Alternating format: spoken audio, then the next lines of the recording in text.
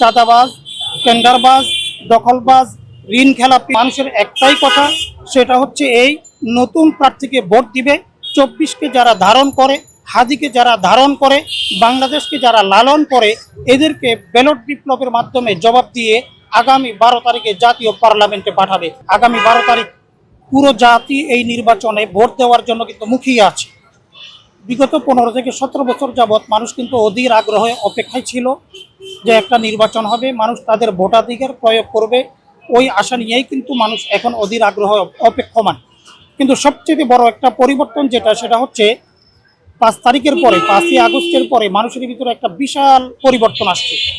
কি পরিবর্তন সেটা হচ্ছে এই বর্তমানে চাঁদাবাজ, টেন্ডারবাজ, দখলবাজ, ঋণ খেলাপি, বিল খেলাপি এবং যারা দেশের টাকা পাচার করে বেগমপাড়ায় বাড়ি করে, যারা দেশকে ভালো না বেসে বিদেশে গিয়ে বসবাস করে, বাংলাদেশে টাকা আয় রোজগার করে বিদেশে পাচার করে আরামায়েশে দুঃখের সময়ে সেখানে থেকে ভাগ বাটোয়ারা করে খায়, এই ব্যক্তিগুলোকে মানুষ চরমভাবে প্রত্যাখ্যান করার জন্য কিন্তু মুখিয়ে আছে। মানুষ কিন্তু এখন তরুণ প্রার্থী যারা, তারুণ্যকে যারা ধারণ করে, তারুণ্যকে যারা লালন করে, এদেরকে ব্যালট বিপ্লবের মাধ্যমে একটা উপযুক্ত জবাব দেওয়ার জন্য কিন্তু প্রস্তুতি নিয়ে বসে আছি।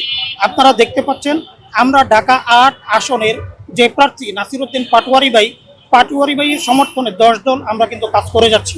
আমি নিজেও এবি পার্টির পক্ষ থেকে রাত দিন 24 ঘন্টার ভিতরে অধিকাংশ সময়টা পাটোয়ারি ভাইয়ের সমর্থনে কাজ করছি।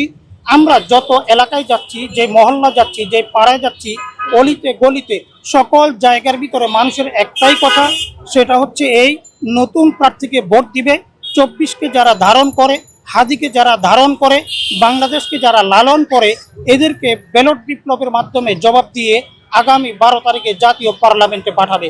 এটাই কিন্তু আমরা দেখতে পাই। ঋণ খেলাপি আছে, যারা বিল খেলাপি আছে, নির্বাচন কমিশনের যে শক্ত ভূমিকাটা এখানে পালন করা দরকার ছিল, ওইভাবে করে তারা শক্ত ভূমিকাটা পালন করতে পারে নাই।